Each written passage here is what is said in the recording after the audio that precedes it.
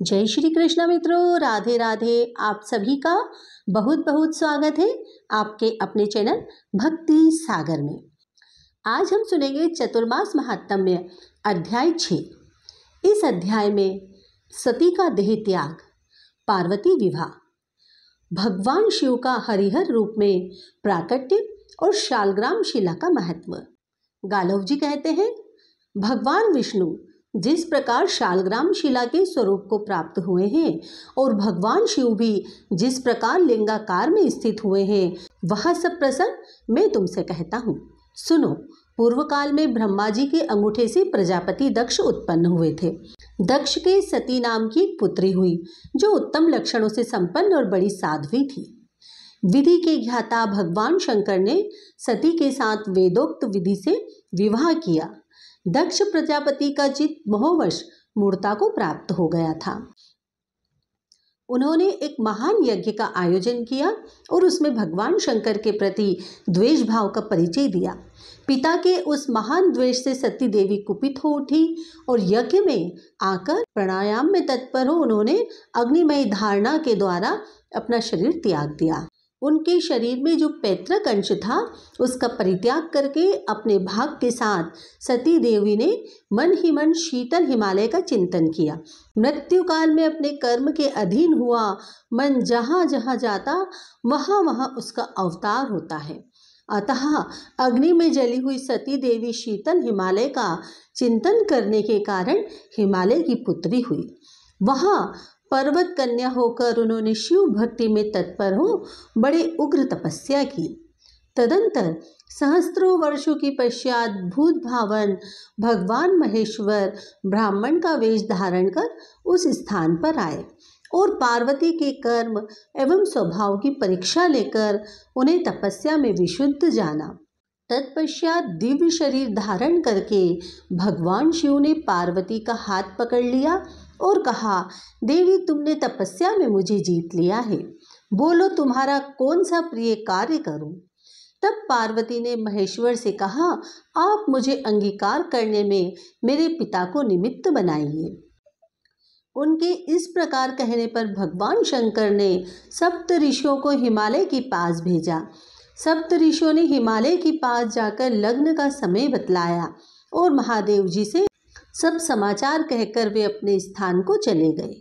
तदंतर लग्न के दिन इंद्र आदि सब देवता ब्रह्मा विष्णु और अग्नि को आगे करके आए और वर वेश में भगवान शंकर का दर्शन करके बड़े प्रसन्न हुए। हिमवान ने दुल्हा वेश में भगवान शंकर का दर्शन करके अपने को कृतार्थ माना और प्रसन्नता पूर्वक दुशर्क आदि शुभ उपचारों से उनका पूजन किया। तत्पश्चात वेदोक्त विधि से उस गुणवती कन्या को हिमवान ने भगवान शिव को सौंप दिया। उसके बाद भगवान शिव ने अग्नि की परिक्रमा की और जब उनसे गोत्र आदि पूछा गया तब वे लज्जित से हो गए। तत्पश्चात ब्रह्मा जी के कथनानुसार विवाह की शेष विधि पूरी हो गई। जो यज्ञ में चरु ग्रहण करते समय अपने 5 मुख प्रकाशित करने वाले हैं, वे ही भगवान महेश्वर गिरिराज नंदिनी के लिए सुंदर रूप और वेशभूषा संपन्न वर बने हुए विराजमान थे। पार्वती ने भगवान शंकर को ही अपना प्राण वल्लभ स्वीकार किया। विवाह के पश्चात दहेज देकर हिमालय ने शिव जी को विदा किया।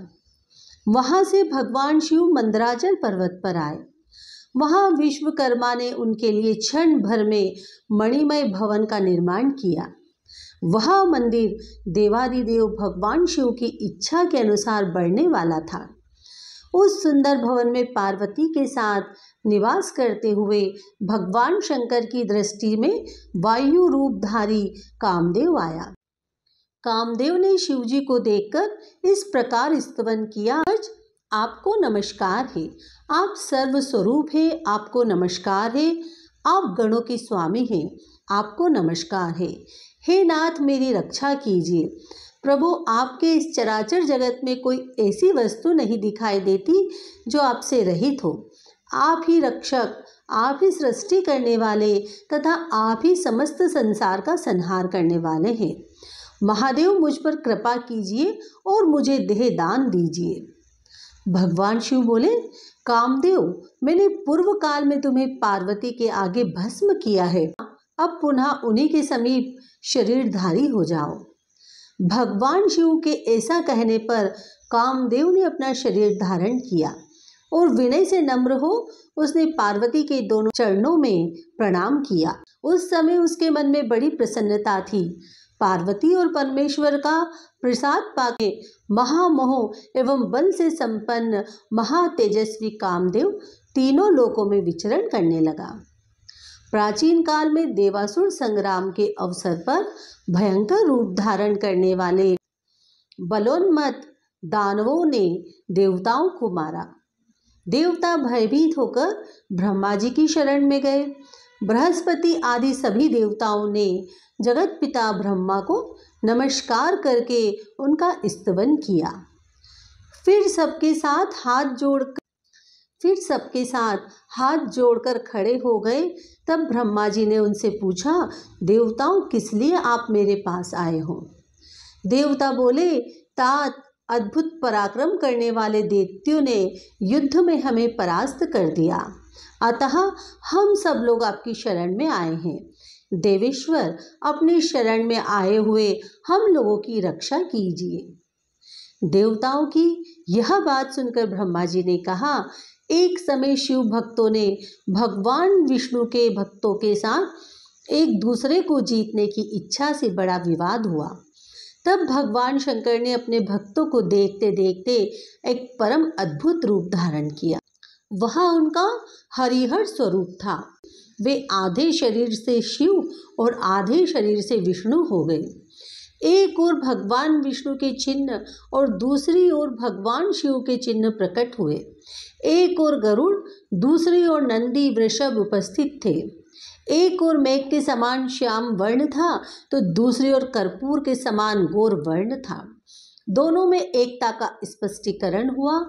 इस प्रकार संपूर्ण विश्व में एक ही भगवान व्यापक है, अतः विश्व भगवान से भिन्न नहीं है। इस तरह भगवान की एकता का बोध हुआ। श्रुतियों और स्मृतियों के अर्थ को बाधित करने वाली भेद बुद्धि नष्ट हो गई। पाखंडी और युक्तिवादी सब आश्चर्यचकित हो गए। सबने अपने अपने मत का आग्रह छोड़कर मोक्ष मार्ग की शरण ली। मंदराचल पर्वत पर वहाँ हरिहर मूर्ति आज भी विद्यमान है, जिसकी प्रमथ आदि गण सदा स्तुति करते रहते हैं। सृष्टि पालन और संहार करने वाली वह मूर्ति संपूर्ण विश्व का बीज एवं अनंत है। शिव और विष्णु की उस संयुक्त मूर्ति का स्मरण करने पर वह संपूर्ण पापों का नाश करने वाली है। वह परम सत्य और योगी पुरुषों के द्वारा चिंतन करने योग्य है। मुक्ति की इच्छा करने वाले मनुष्य उस मूर्ति का ध्यान करके परम पद को प्राप्त होते हैं। चातुर्मास में विशेष रूप से उनका ध्यान करके मनुष्य फिर मानव लोक में जन्म नहीं लेता। उस हरिहर मूर्ति के समीप जो लोग जाते हैं उनका वे भगवान कल्याण करते हैं। ऐसा कहकर ब्रह्मा जी वहीं अंतर्ध्यान हो गए। तत्पश्चात वे अग्नि आदि देवता मंदराचल पर्वत पर गए और भगवान महेश्वर को खोजते हुए वहीं भ्रमण करने लगे। तदंतर चातुर्मास पूर्ण होने पर हरिहर स्वरूपधारी भगवान शिव उनके ऊपर प्रसन्न हो प्रत्यक्ष दर्शन देकर बोले, देवेश्वरों, अब तुम लोग जाओ और अपने अपने अधिकारों का उपभोग करो। मैंने उन दानवों को जिनसे तुम्हें भय था मार डाला है। तब प्रसन्नचित एवं बाधा रहित देवता कोटि कोटि विमानों के द्वारा अपने अपने अधिकारों को प्राप्त हुए। एक समय सब देवता तथा भगवान विष्णु और शिव के द्वारा भी पार्वती जी की इच्छा के प्रतिकूल कोई कार्य हो गया। इससे उन्होंने देवताओं को मृत्युलोक में प्रस्तर प्रतिमा होने का शाप दिया। उसी समय उन्होंने भगवान विष्णु से कहा, आप भी मृत्युलोक में शिलारूप होंगे और शिव जी को भी ब्राह्मणों के शाप से लिंगाकार प्रस्तर रूप प्राप्त होगा। तब भगवान विष्णु ने पार्वती को प्रणाम करके कहा, महाव्रते महाद्रेवी, आप सदैव महादेव जी की प्रिया हैं।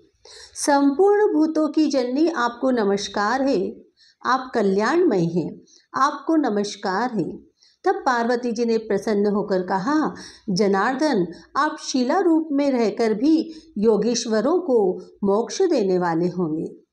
विशेषतः चातुर्मास में सब भक्तों की कामनाएं पूर्ण करने वाले होंगे। ब्रह्मा जी की प्यारी पुत्री जो गंडकी नाम वाली नदी है, वह महान जल राशि से भरी हुई और परम पुण्यदायिनी है। उसी की अत्यंत निर्मल नीर में आपका निवास होगा। पुराणों के ज्ञाता आपको 24 स्वरूपों में देखेंगे।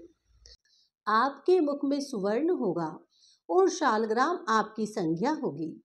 गोलाकार तेजमय शरीर अपूर्व शोभा से युक्त होगा। उस शालग्राम स्वरूप में आप संपूर्ण सामर्थ्य से युक्त होकर योगियों को भी मोक्ष देने वाले होंगे। शालग्राम शिला में व्याप्त हुए आपका जो मनुष्य पूजन करेंगे, उन भक्तों को आप मनोवांछित सिद्धि प्रदान करेंगे। गालव जी कहते हैं, महाशूद्र भगवान विष्णु जिस प्रकार शालग्राम शिलामय स्वरूप को प्राप्त हुए, वह सब प्रसंग मैंने तुम्हें बता दिया है। चातुर्मास महात्म्य अध्याय 6 पूर्ण हुआ। कल हम श्रवण करेंगे चातुर्मास महात्म्य कथा अध्याय 7।